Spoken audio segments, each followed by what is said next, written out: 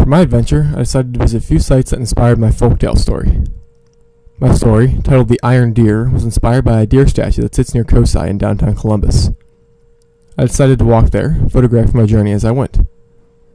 Throwing my camera for recording and an apple for travel food, and my passport, which I forgot to take in my pocket a few days ago, I set off down High Street. I've made the journey several times via running, but I still enjoyed taking a slower approach to enjoy the sights. A few minutes in, I ran into a friend as she was leaving the library and explained the purpose of my journey. After realizing I should have gotten a picture to add to my documentation, I sprinted down the street after her, drawing more than a few stares. With that taken care of, I resumed my walk. Nothing else of note occurred until I reached the city proper, where I found myself, as always, awed by the sheer size of the Nationwide building. The crossing was blocked off by construction, diverting me down a road toward the Nationwide Arena. This worked in my favor, however, as it led me to a small park that housed my first landmark. A large, ornate arch sits in the park, for what purpose I don't know, and I featured it in my story the first time I saw it.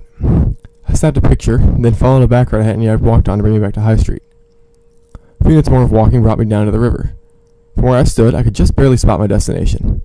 I quickened my step, drawing closer.